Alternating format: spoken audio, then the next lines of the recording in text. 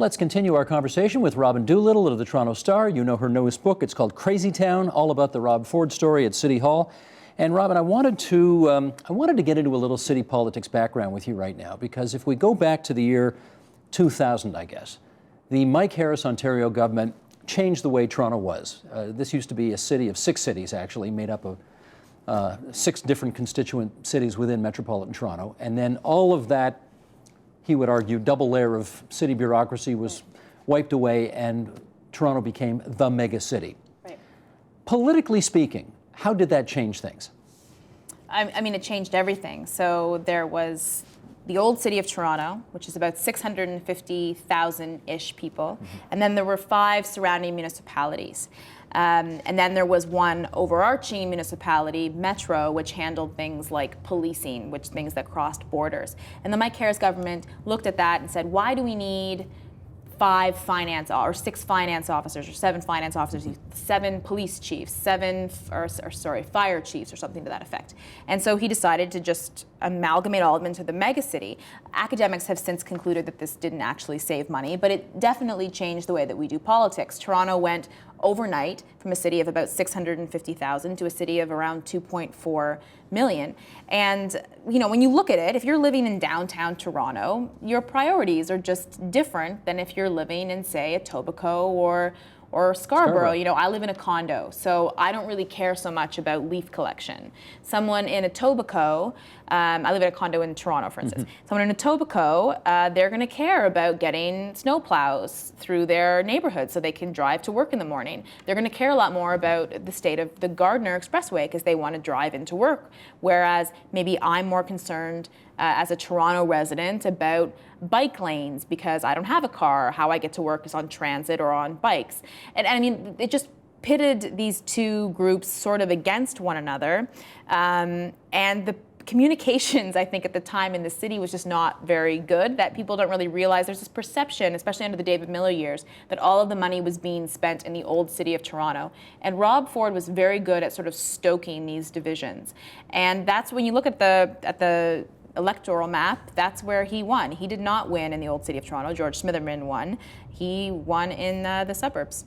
So is it fair to say, this is maybe brushing everything with too broad a brushstroke, but old city of Toronto generally leans progressive, inner suburbs generally lean more to conservative, and therefore, since there's more inner suburb than there is old city, Toronto's mayors are probably going to be more conservative than not going forward? Yeah, sort of. I mean, at the municipal level, that the left-right doesn't quite, and I'm sort of being a hypocrite because I do sometimes write that in these left-right terms, which drives political people crazy. But I mean, David Miller was a progressive, but he ran as a populist, and he did find support in areas of the old suburbs, and that's how he won. You really have to build a coalition. You have to win downtown, like old city of Toronto big, right, and then find people to support you. So he did well along the waterfront through Etobicoke, Scarborough, because he was talking about the island airport. So that's kind of how he built that coalition. But yes, I guess in broad strokes, people who I think would normally be more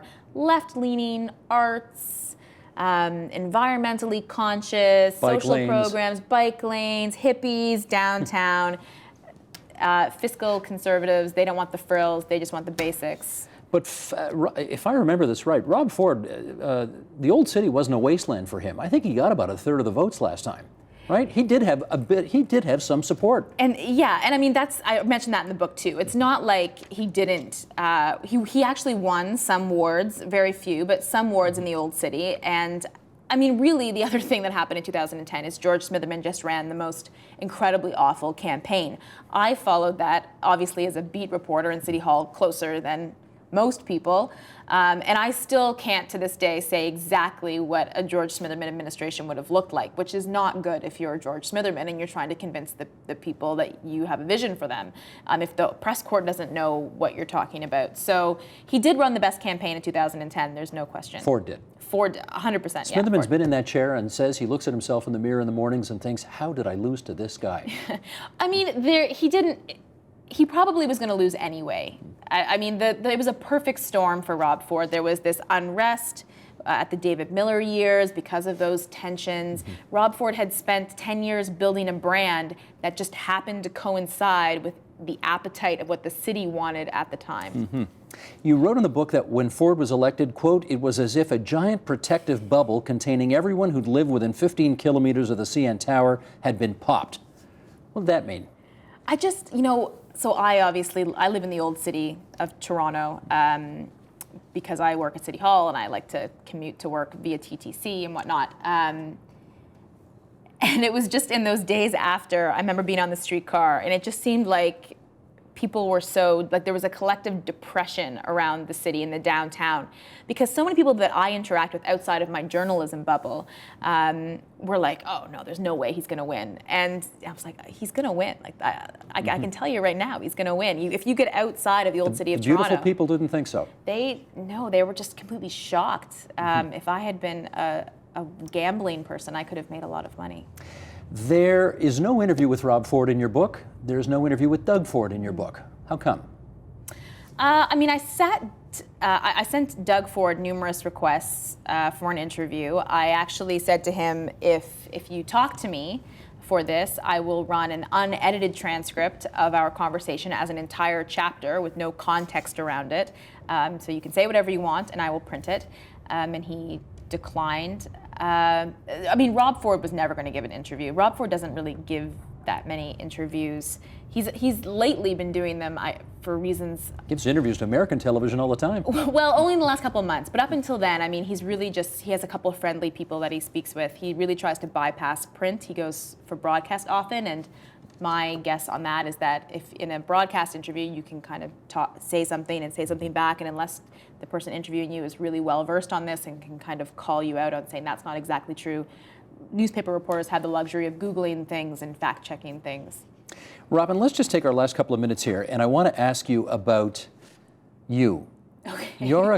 If I can put it this way, you're a kid from Forest, Ontario, who has suddenly, you're riding a Bronco that is the biggest story in municipal politics maybe in the history of the city. Well, we're 180 years old in Toronto, and I can't think of a bigger story in 180 years. What was the Daily Show experience like? You were on with Jon Stewart. Yeah, that's been really surreal.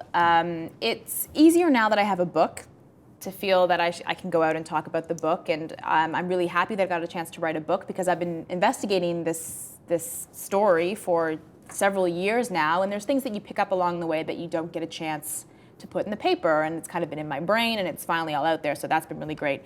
Certainly when the crack video story first broke, and I, along with Kevin Donovan, my colleague who I wrote the crack story with, we had to go out, and it's just not a position that you ever think you're going to be in as a newspaper reporter. It's been very surreal, and yeah, the Daily Show, and I was on Seth Meyers last night. Seth Meyers, yep. Yeah, it's stressful. Doing TV interviews is stressful. This is not stressful. Yeah, no, you're great. But yeah, you get used to it, I guess. You get used to it. Strange. It's strange. You're very famous right now. How are you dealing with all this? I don't know if I'm famous right now, but certainly. Well, take it from me, you are. Okay. Yeah, it's really weird I use Twitter, like a lot of political and media people, and it's funny kind of scrolling through at the end of the day, someone will be like, Robyn Doolittle's on my streetcar. And that's sort of weird because you, again, always have to think, like, I really have to watch what I say so nothing's taken out of context, and yeah. I'm looking forward to kind of getting back to the beat and just covering the election. Those days are gone, Robyn. You're never going to be anonymous again. You're a thing now. Know. You're a meme now.